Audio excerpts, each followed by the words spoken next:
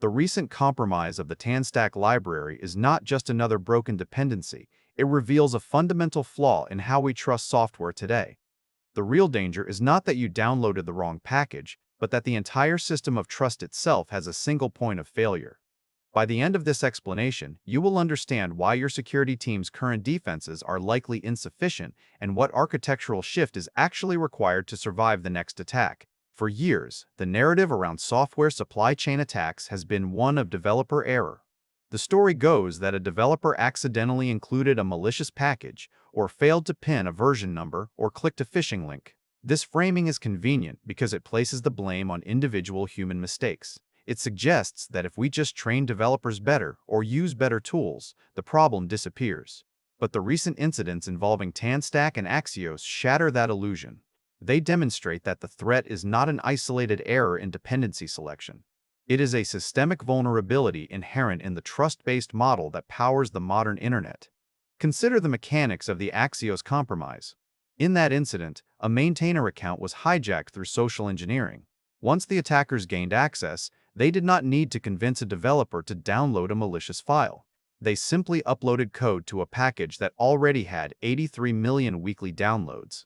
That is the scale of the ecosystem we are operating in. When a maintainer account is compromised, the attack does not stop at that single package. The malicious code was injected into a previously trusted, legitimate version. This means that pinning versions or using lockfiles cannot prevent the attack. The code was already there, trusted by millions, until the moment the attacker flipped the switch. This shifts the failure mode entirely. We have been treating the package registry as a vault where we verify the identity of the author before accepting the goods. But the vault is only as secure as the person holding the key. The attackers did not break into the registry, they broke into the person who manages the registry for that specific library. Once they had the credentials, the trust model collapsed instantly. Every verification step that relied on the reputation of the maintainer became useless. The system assumed that if the signature was valid, the content was safe. But the signature was valid because the attacker now possessed the private key.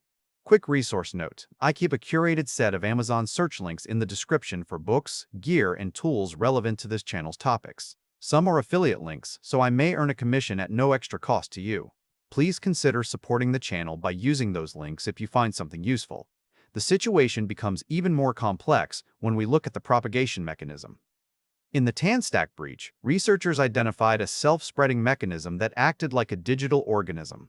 Once a single node in the dependency tree was compromised, the malware began to replicate across the entire ecosystem within hours.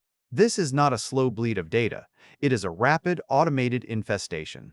The attackers did not need to target every single application using TanStack. They only needed to compromise the library itself, and the library would then infect every application that pulled it in.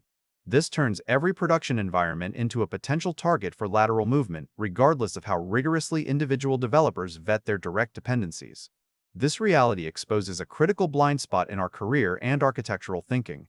We assume that package authors are the primary security boundary. We trust them to write clean code and to protect their credentials.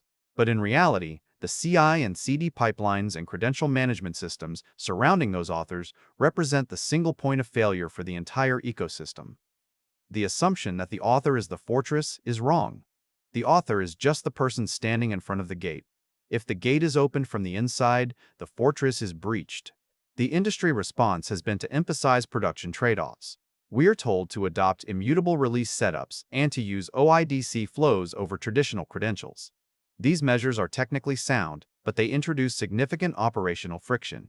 For high-velocity CI and CD pipelines, the complexity of validating every artifact against immutable baselines can slow down deployment cycles.